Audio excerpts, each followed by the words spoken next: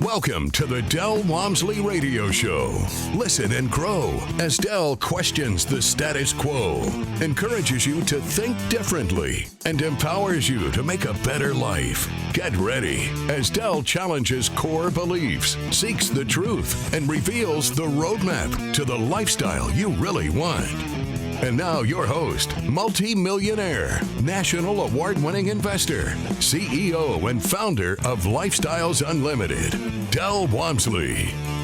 Welcome to the Del Wamsley Radio Show, where the hype ends and the help begins. I'm your host, Del Wamsley, and as always, we're working on your financial freedom. My friends, I want to ask you a question. Have you ever thought to yourself this thought that, God, if I had that to do over again, I would? I mean, it's something that you think about many, many different times in your life. Different things come up and occur. I've had it happen on various and sundry different things in life as I'd build something or I'd do something or I'd learn something and start something new and go, boy, I wish I had that to do over again.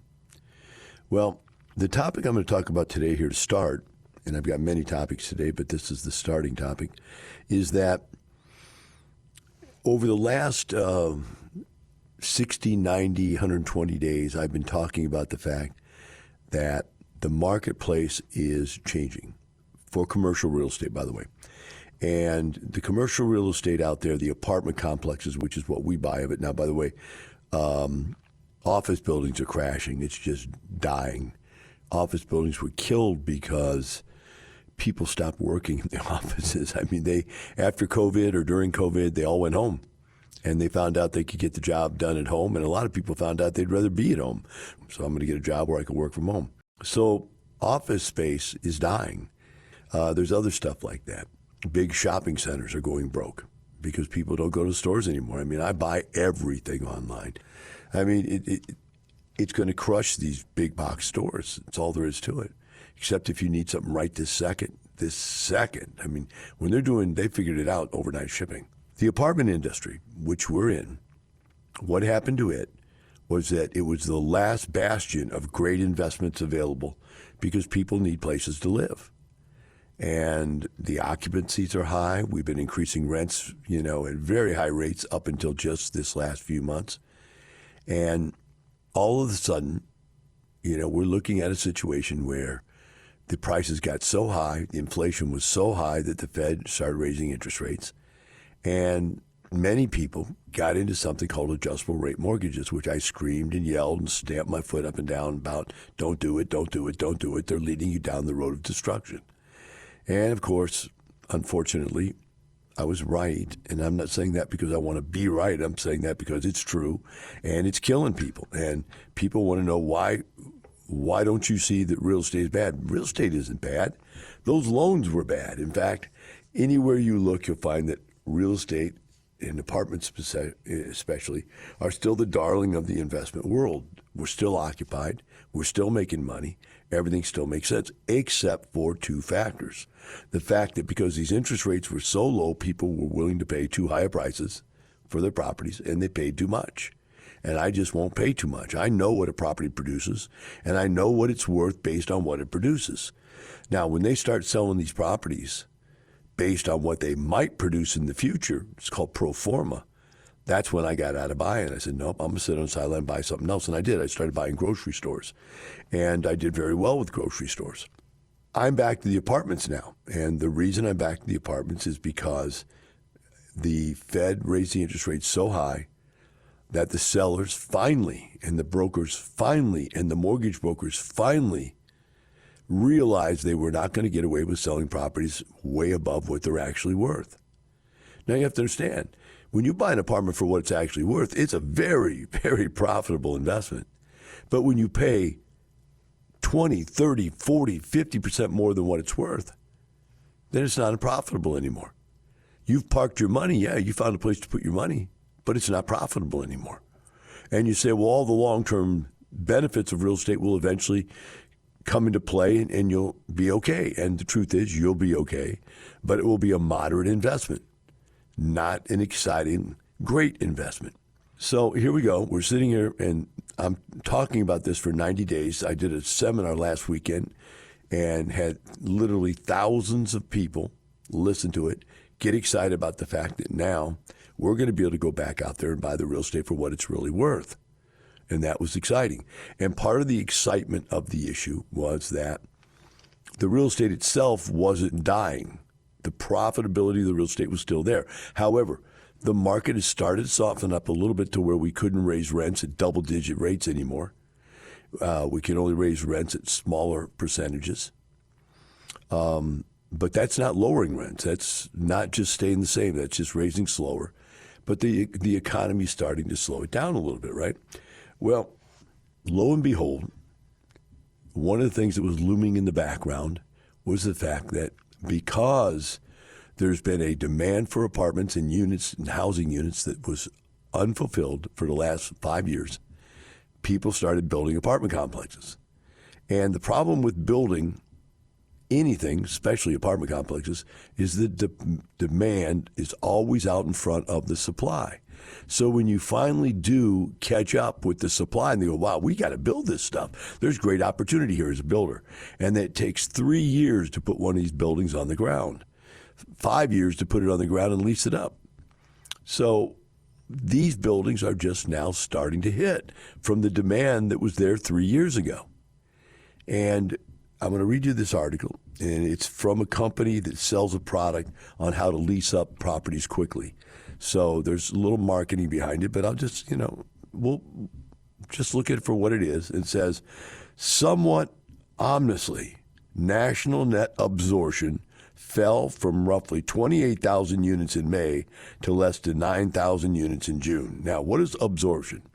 Absorption means that somebody built an apartment complex or 10 people built an apartment complex, had vacant units that had never been leased, and absorption is the number of units that had never been leased that got leased. So if we go over this again so you understand it, it said that nationally absorption fell roughly 28,000 units in May. It fell 28,000 to less than 9,000 units in June.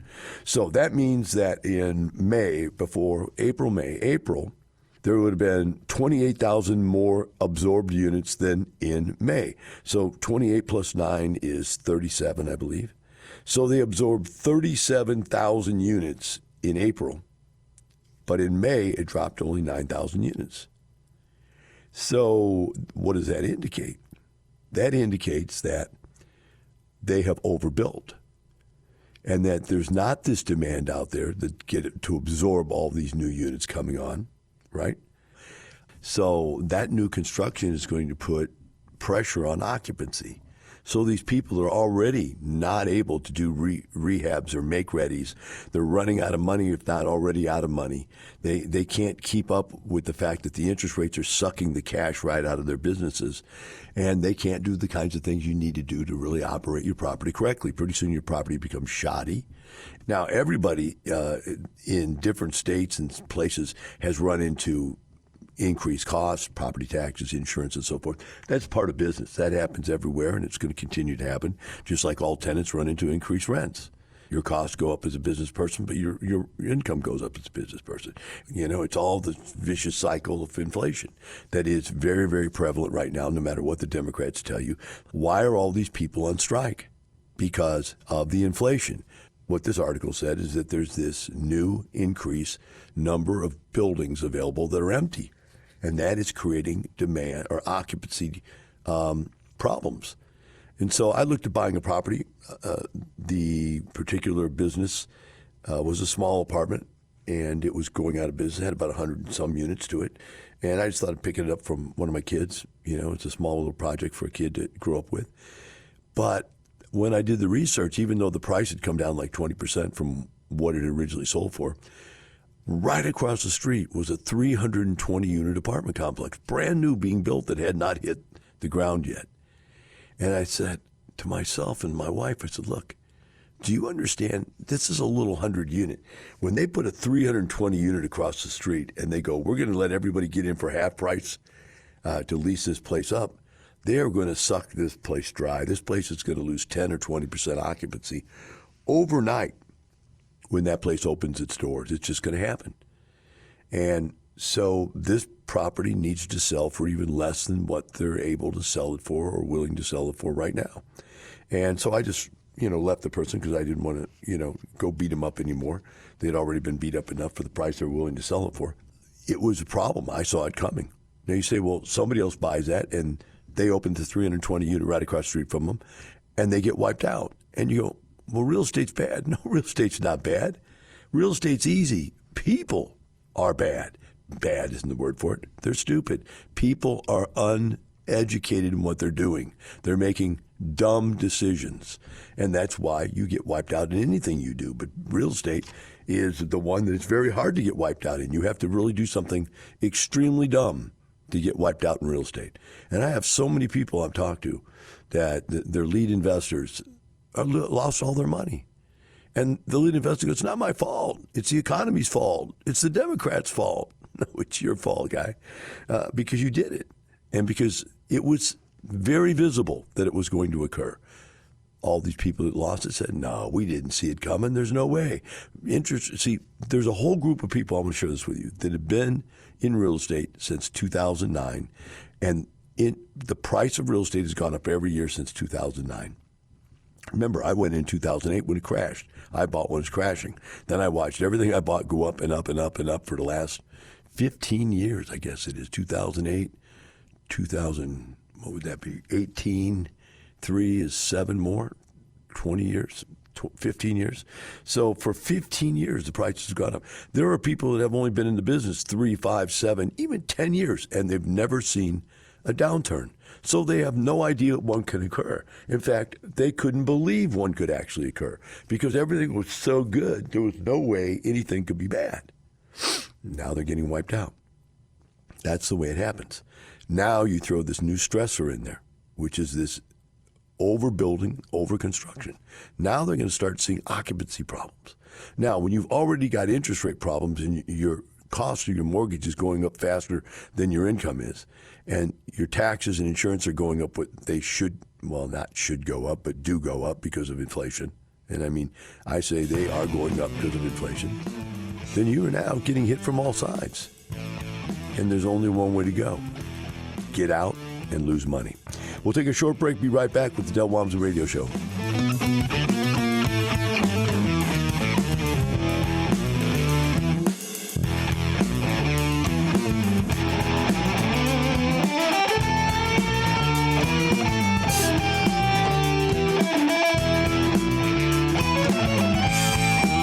Teaching you with a roadmap to creating the lifestyle you really want. Keep listening. The Del Wamsley Radio Show returns in moments.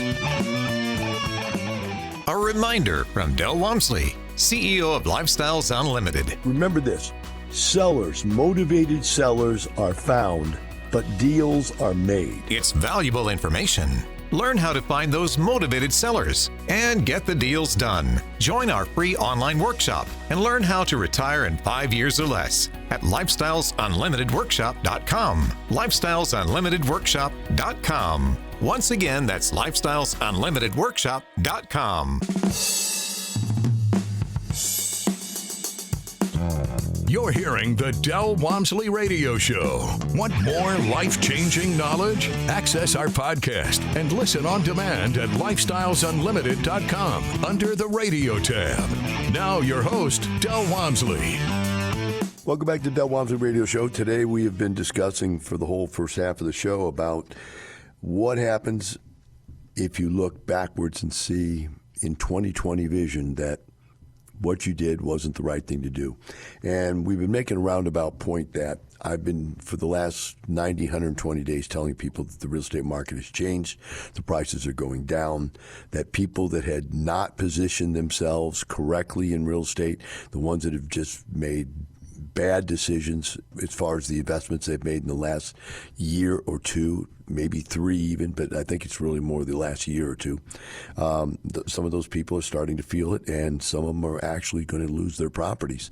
I'm hearing the stories. I'm seeing it. I knew it was going to happen, but it's actually happening.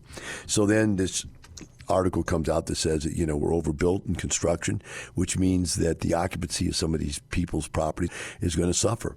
And that's going to make it even more opportunistic for those people to fail. We're in a position where we can take advantage of that right now. I've set up a whole weekend. I actually did in a seminar I haven't done in years just to get people ready for this. I've got another seminar coming up September 30th. By the way, if you're a Lifestyles member, you need to get to this September 30th event. You need to register either live or online, whichever you'd rather come. But you've got to get to this event because I'm going to outline the factual information you're going to need to know. I'm going to have lenders there. I'm going to have insurance people there. We're going to have tax consultant people there.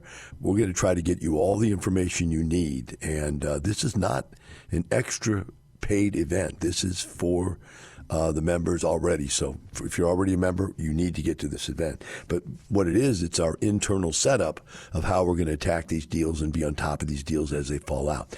A couple of them have already fallen out. We've already bought a couple of them, and I anticipate there's going to be more of them. In fact, I anticipate there's probably going to be even better ones, which leads me to the next email that I have here. And it says, it goes on and on and on, tells about how much they like the seminar. That's irrelevant. It comes down to this. I came to a case study last week when you spoke about a tornado coming to real estate market, interest rates, and how many great deals you're going to come to the market within the next 6 to 12 months. All right, that's what we've been talking about. He then goes on and says, all this being said, we've got the capital to invest in 1 or 2 more single-family houses until I can refinance in 18 months or so. Or should we upgrade our membership and hopefully find a passive deal that we could get into for $25,000? The question is, if he uses some money to upgrade, he would lose some of his investable capital. And in many cases, that would be the right thing to do. In this particular case, though, we're always going to end up with this $25,000. I would suggest not. And let me tell you why. When I did the seminar last weekend, not last weekend, the weekend before, I guess it was 2 weekends ago. Time flies. I had my single family real estate sales manager for my real estate company in Houston come in and look up properties for sale. And he brought up properties for sale live right there in the room just to prove they can be had. And we get 90% of our properties, from what we'd call secret deals. And that's not the word for it. They're deals that we get that are not listed, right? They're unlisted deals. They're just something that we know about. We find out about because we have so many tentacles in the water, so to speak. But he pulled one up right off MLS, and it was like a $69,000 profit with, $22,000 down payment. Well, back to these people. Being that's the case, that those deals are out there with very large capital gains. Say, Del, why is there such large capital gains? Because the interest rates are so high that the average person who isn't an investor cannot afford to buy these properties. And only as an investor do you want to buy these properties if you get a significant discount. Now, the other thing is prices are so high now that $69,000, whether is a smaller percentage than $25,000 gain we used to get on a lower price. So it's just the way it works. So this was a $69,000 gain on a $22,000 investment. Now, this person here, if he's got enough money to join up the program and then spend $25,000 more, he could buy 2 of these properties. And heaven forbid, and the guy's already a member, so there's no need for him to pay extra to get consulting. If he doesn't need to. If he wants to, he can, but if he doesn't need to, I would take that money right now. Now, 18 months later, when he can refinance his house and pull it out, and then he wants to get involved, then that would be fine. There's no problem about that. That makes sense. But don't let this money sit here for 12 to 18 months and do nothing, because you could be making some big bucks right now. So one of the points I'm going to get across to people, and I had somebody else write me an email, and I thought this was the one, but it doesn't really follow with what and or track what I was trying to get across. And that is, they're saying, maybe I should wait until the market goes all the way down. Don't wait until the market goes all the way down. Because what happens, and I showed this with charts and graphs at the 2-day seminar I just did, that the second the market hits the bottom, it jumps back up because everybody's no longer afraid.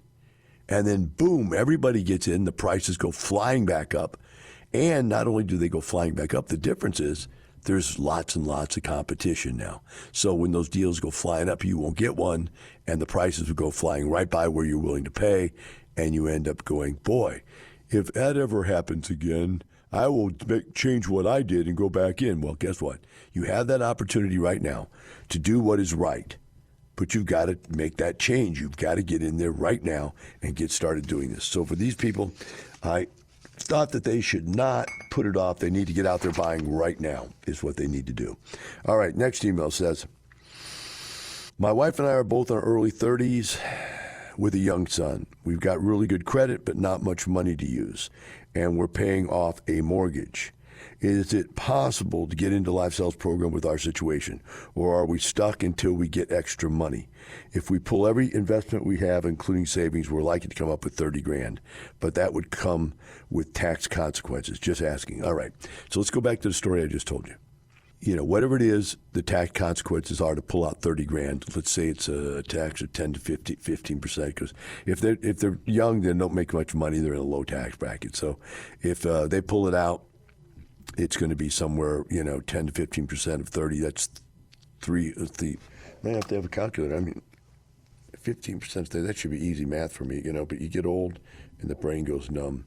So let's just do it right, make sure I don't make a mistake. So $30,000, 1, 2, 3, times, let's say 15% tax maximum, $4,500. So that's going to mean they're going to end up with $25,000. Well, they can still do that $22,000 deal and make $69,000. So my answer to this email is yes, you absolutely should get out there even at age 30, and whatever the tax consequences are, they're taxes. You own the money anyway. Because that's what people don't understand. You owe that $4,500 on those taxes. If you wait until you get into a higher tax bracket, you're going to have to pay more to get that money out. And the money's sitting there earning you nothing. I'd much rather see you go out there and earn $40,000 or $50,000 capital gain on that money right now. And that money, if done correctly, followed our plan, is going to be tax deferred. And if you tax defer it over and over and over again, it becomes tax deferred for life. And so it slips out of the mouth of many people presenting this information. It's tax-free income. It's not really tax-free. It's tax deferred. If you know what you're doing, however, you can tax defer it over and over and over again and never pay taxes. And we do that. I mean, literally, that's what we teach people to do, is to be able to earn their income in a tax-free, and what I'm calling free is really tax-deferred environment, right? So with this, you make a lot more money. So if you can go out there and you can make that $50,000 and not have to pay taxes on it, that's so much better than pulling the $30,000 out, right? So the little bit of taxes you pay on the $30,000 is just the taxes you already owe. That $30,000 was earned income. That's why you owe taxes on it. You have to pay taxes on earned income. The income you earn from being a real estate investor is going to be passive income. It's going to be tax deferred because of depreciation. And so you're not going to pay taxes on that income if you do this correctly, right? Pulling an email out of the mailbag right now, and it's a rather interesting one. So we're going to work through it here and see if it helps anybody out there. It says, it was a great pleasure to meet you in person last Sunday. That was the 2-day event that I just had. Thank you for guiding me in how to operate a small apartment complex. As you normally say, real estate is not hard. People is hard. No, what I really say is real estate is easy. People are difficult. The more I do real estate, the more I agree that this statement is I agree with this statement of yours. Like you, I am an introvert, and communication is not my strength. By the way, it'd be hard to believe that I'm an introvert, right? But I always was. I was a little fat kid when I was growing up, 200 pounds in 4th grade, Coke bottle glasses, shaved head, because my dad was too cheap to get me a haircut, so they just shaved my head. It was weird, but I didn't get along with people very well. Said, may you please share your tips to become who you are now. They're a little challenged on the English language, but that's fine, not a problem. You're a charming speaker, expert networker. Different people have different mindsets. How can you reach meeting their mindset? I think this is a perfect example that the first thing I did to learn how to communicate with people is I took a course by Dale Carnegie and the course was a communications course because I was in the health club business, and I was a great expert at physical fitness. I'm trying to say how to say this. I was very good at what I did, except my communication skills were poor. So I had challenges with employees, bosses, selling, and so on and so forth. So since communication is 99% of success in life, I believe, I mean, it really is, you have to be able to communicate what you want someone else to take action on or believe in. When they offered to send us to training courses, I said, man, I'm on it. Let's go. So the book that we used sort of as a manual when we were going through this course on communications was How to Win Friends and Influence People. I think it was from Dale Carnegie. And the book was very, very good, and I recommend it. If you have any challenges at all with communication, pick up the book at least. You know, it can't cost me a couple bucks. And one of the main premises, and I think the starting premise, was at first, seek to understand. Most of us go into communicational situations where we seek to be understood. Problem with that is no one's listening. No one cares how much you know till they know how much you care. And so the people that are really great communicators, if you ever watch them, they don't just spurt out a bunch of stuff. They actually get to know who their audience is first. And on a one-on-one basis, that is seek to understand. And so, for instance, just like this email here, I have to read this email and I have to understand this person is working through English challenges, no big deal. And I have to figure out what they're actually trying to say. That's what you have to do many times in communication, especially personal. I'll be speaking to someone, even in a live seminar, they'll ask a question, I go, I didn't understand that or don't hear it, instead of just make up an answer to throw at them. And I see a lot of speakers do that all the time on the radio.